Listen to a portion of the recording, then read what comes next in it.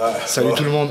Salut les gars, voilà, donc le vlog que j'avais promis, je fais un tour dans le sud, là je suis en vacances pendant 5 jours avec ma femme, donc on fait un peu le tour de Nice.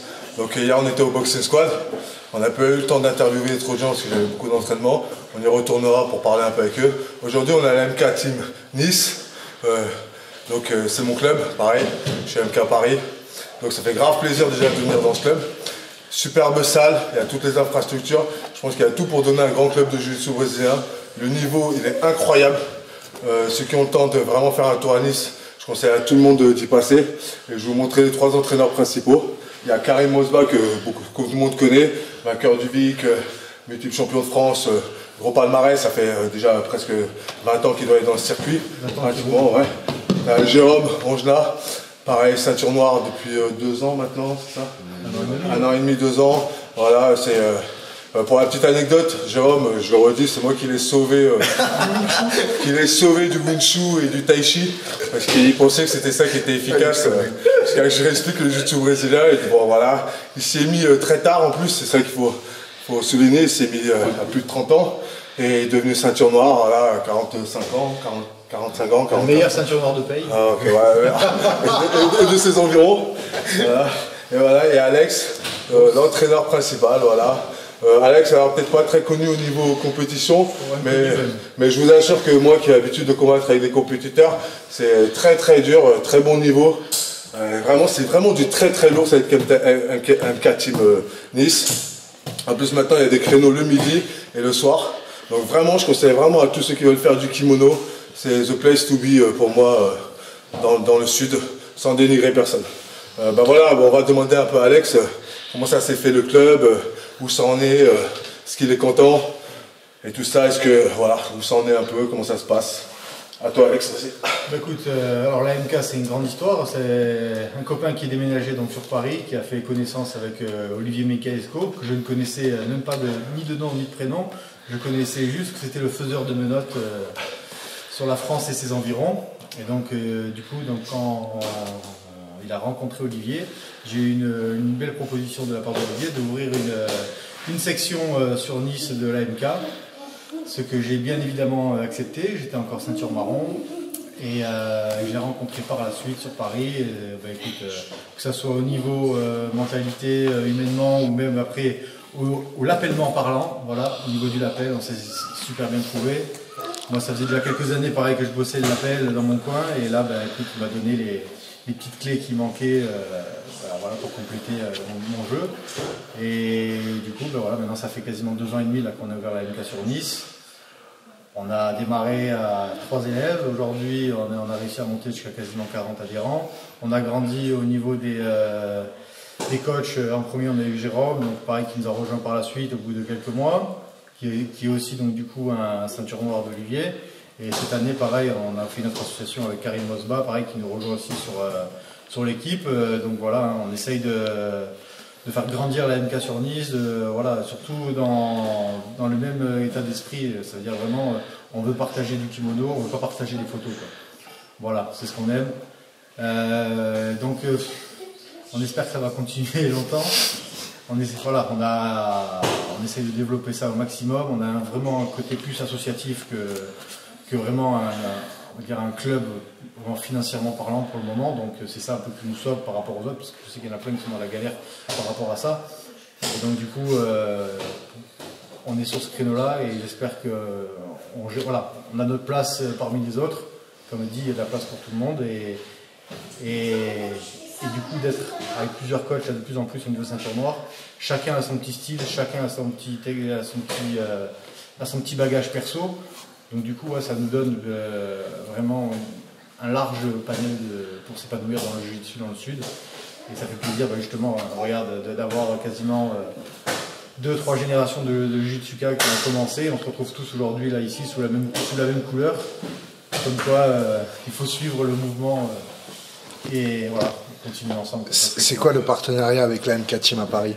La MK, alors c'est juste un partenariat, je veux dire, moral, hein, si je puis dire. Tu vois, Olivier ne me demande rien, si ce n'est vraiment un engagement moral envers lui et son équipe, de promouvoir son équipe, de promouvoir sa mentalité, enfin plus que le jiu-jitsu, parce que c'est pas ça qu'on veut montrer. Mais c'est plutôt voilà, cet état d'esprit, tu vois, qu'on essaye. Faire monter le jiu-jitsu. Ouais, voilà, faire monter le jiu-jitsu, c'est pas tant de dire, ouais, bah, nous on est le roi du ci ou de là, mais c'est plutôt être, ouais, on aimerait être le roi de la camaraderie du jiu-jitsu, quoi. Vraiment, c'est ça en fait, qui nous intéresse, parce que le jiu-jitsu brésilien, il faut savoir que ça s'est monté comme ça depuis des années, c'est la guéguerre du jiu-jitsu, la guéguerre de la De La Riva, et compagnie. Enfin, Guerre de style. Voilà, la guerre des styles. Et c'est dommage parce que c'est ça qui nous désunit aujourd'hui en France. Parce que si on était tous ensemble, ben, je pense qu'il y aurait de quoi faire des résultats monstrueux au niveau international. Et j'espère qu'on en sortira de là, parce que quand on voit maintenant les grandes équipes au niveau international, si on suit un peu ce qui se passe, il faut regarder que chaque grand champion, dans toute leur catégorie que ce soit jiu-jitsu ou grappling et de poids, ils s'entraînent tous ensemble. Alors voilà, il faut suivre l'exemple, c'est fini à l'époque où on s'entraînait dans son coin et on voulait rien partager. Aujourd'hui, on est à YouTube, chacun partage ses techniques, on peut s'abonner chez Kayotera, chez Kinan, on peut s'abonner chez Gordon Ryan, il n'y a pas de secret. C'est juste l'entraînement qui change et les mentalités qu'il faut changer pour qu'on devienne meilleur au niveau de la France, parce qu'il y a tout ce qu'il faut pour être bon. On est des bons footeurs, on peut être aussi des bons jiu-jitsu. Ouais, c'est plus ouvert maintenant. Voilà, ben moi c'est ce qu'il faut faire, hein, c'est pour être bon, quoi.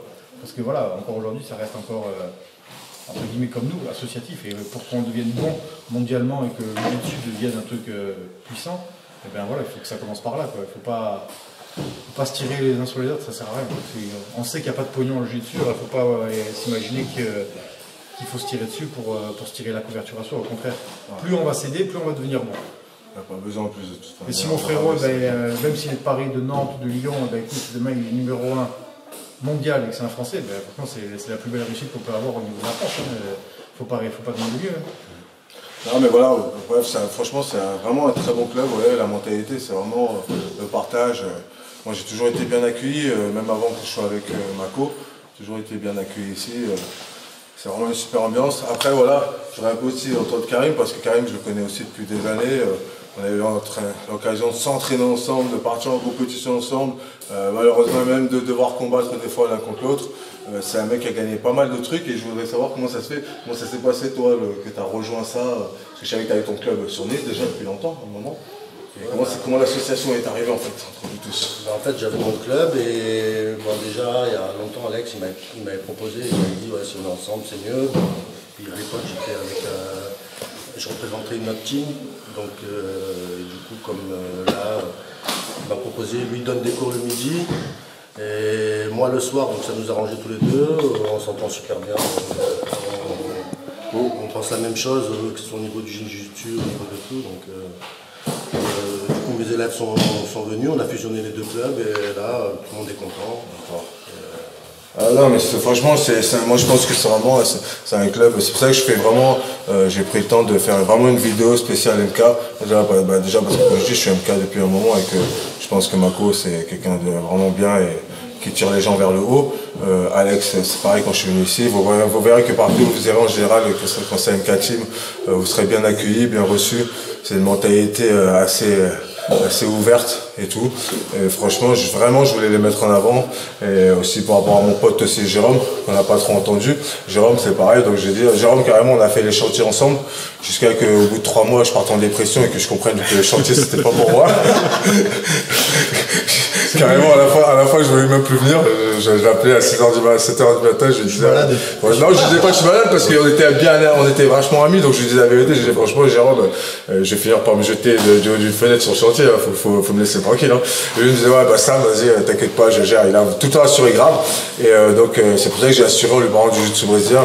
Il a sauvé la vie, quoi. Ah, il me parlait de Steven Seagal, je le voyais mal barré. Dans cette merde. Je le voyais mal barré. Donc voilà, et ça fait grave plaisir de le voir en ceinture noire. C'est un mec, quand je roulais au début, il y a quelques années ensemble, je l'ai étranglé 20 fois en 3 minutes. Maintenant, c'est dur de lui passer la garde. Donc ça fait super plaisir. Et voilà, toi, ton rôle, c'est quoi ton rôle? En fait, tu essaies de compenser les deux. On s'est partagé les cours avec Alex le midi, parce qu'au départ, nous, on était tous les deux dans la section du midi, en fait. Ouais. En fait, il a ouvert, enfin, moi j'avais arrêté. Après, j'ai connu ce club et l'ambiance était super sympa, en fait. Du coup, je suis venu ici avec Alex, on s'est bien entendu dès le départ. Et comme des fois les midis qui sont au boulot, il a la bourre ou quoi, donc c'est moi qui commençais à donner les cours. Et après on s'est partagé les cours entre sa fille, le boulot et tout. Ouais. Et là maintenant c'est pareil quoi, en fait, on s'occupe plus nous la partie midi quoi. Et Karim plus le soir quoi. Lui on sait qu'il est là tous les soirs. Moi je bosse le soir, lui il peut pas le soir, donc c'est un peu comme ça. Ça aussi c'est un truc important à souligner. Au fait c'est quand même des mecs qui font, qui travaillent 13 heures par jour, qui s'entraînent 1 heure par semaine et qui sont super forts. Moi tant mieux qui continuent à s'entraîner 1 fois par semaine, ça me convient parfaitement comme ça. Je te dis tous les jours, il y a 1 heure par semaine. Ouais, je te dis, c'est des mecs qui vraiment pouvaient consacrer leur vie à ça. Franchement ça serait des mecs hors normes, je le dis haut et fort. Donc voilà, je vous invite vraiment à venir dans ce club. Vraiment à venir, c'est 8 ou 9. Il y en a 9 créneaux par semaine. Ouais, l'adresse est 9 rue des Roses à Nice, c'est derrière la gare. Il y a des créneaux tous les midis. Du lundi au samedi. Midi et soir. Midi et le soir c'est à quelle heure? C'est 20h30 le lundi, après on a le mercredi à 19h30 et le vendredi pareil 19h30. Oh, voilà, et c'est que du kimono vous faites? On fait 99% de kimono, 1% de grappling. D'accord, voilà, et voilà donc... Comment tu places 1% de grappling? Une fois par semaine. Ah non, 1% c'est pas une fois par semaine, c'est moins que ça. On a 2 créneaux de grappling. Ouais, dans la semaine?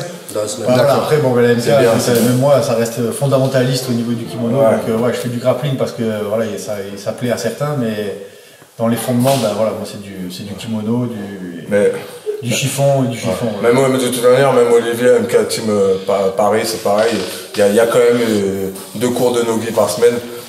Parce que ça reste important pour nous. Voilà, ça reste important. En tout cas, ça fait partie du tout en fait. Ça relâche un peu les mains, voilà. Donc franchement, là, à Nice, comme je disais, il y a des super bons clubs. Moi, pour ma part, je viens le plus souvent ici parce que c'est là que je me sens le mieux sans dénigrer personne, parce que j'ai très bien accueilli partout. Il y a des très bons clubs, il y a le coaching lab, il y a ici, il y a le boxing squad, il y a le Maccabi avec... à Nice, ouais, Maccabi Nice. Donc il y a des très bons clubs. Moi, voilà, c'est MK Team, voilà, c'est comme ça, je préfère. Voilà, et je conseille vraiment à tout le monde, venez faire un tour, venez faire du jiu-jitsu. Au lieu de rester chez vous à regarder la télé en mangeant des chips et à prendre du poids et être dégueulasse côté. Donc voilà, peace tout le monde, vlog numéro 3, jour numéro 2, à tous dans le sud. MK Team. MK Team. Salut les gars, voilà. MK Team Nice, fini l'entraînement, et 14h30 à peu près, ça a commencé à 13h, on s'est donné, franchement, tous rendez-vous au 9 rue des Roses, 9 rue des Roses à Nice, MK Team Nice, Alex, Jérôme, Karim Osba, Os, merci à tous, fin d'entraînement, Jean Chiro. À tous les mecs, peace.